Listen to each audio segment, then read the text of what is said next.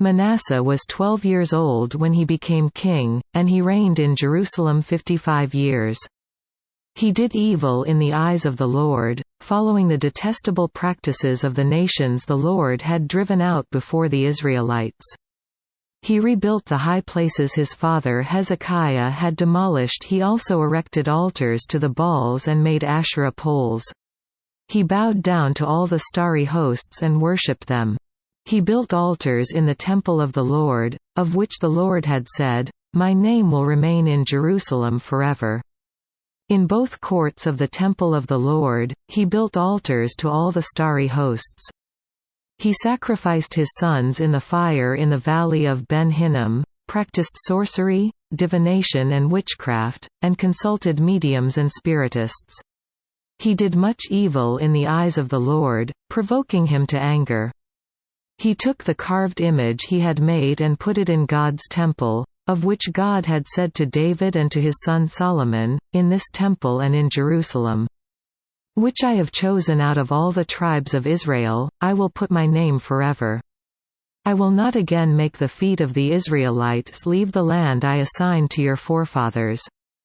If only they will be careful to do everything I commanded them concerning all the laws, decrees and ordinances given through Moses."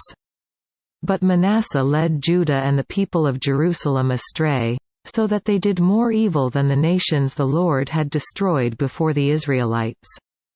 The Lord spoke to Manasseh and his people, but they paid no attention.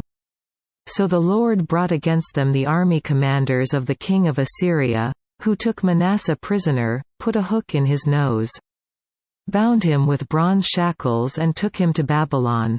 In his distress he sought the favor of the Lord his God and humbled himself greatly before the God of his fathers. And when he prayed to him, the Lord was moved by his entreaty and listened to his plea, so he brought him back to Jerusalem and to his kingdom. Then Manasseh knew that the Lord is God.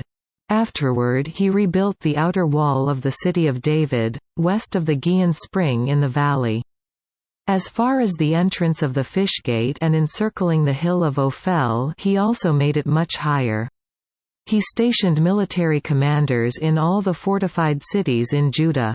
He got rid of the foreign gods and removed the image from the temple of the Lord, as well as all the altars he had built on the Temple Hill and in Jerusalem, and he threw them out of the city. Then he restored the altar of the Lord and sacrificed fellowship offerings and thank offerings on it, and told Judah to serve the Lord, the God of Israel. The people, however, continued to sacrifice at the high places, but only to the Lord their God. The other events of Manasseh's reign, including his prayer to his God and the words the seers spoke to him in the name of the Lord, the God of Israel, are written in the annals of the kings of Israel. His prayer and how God was moved by his entreaty, as well as all his sins and unfaithfulness. And the sites where he built high places and set up Asherah poles and idols before he humbled himself, all are written in the records of the seers. Manasseh rested with his fathers and was buried in his palace. And Amon his son succeeded him as king. Amon was 22 years old when he became king, and he reigned in Jerusalem 2 years. He did evil in the eyes of the Lord, as his father Manasseh had done. Amon worshipped and offered sacrifices to all the idols Manasseh had made. But unlike his father Manasseh, he did not humble himself before the Lord. Amon increased his guilt.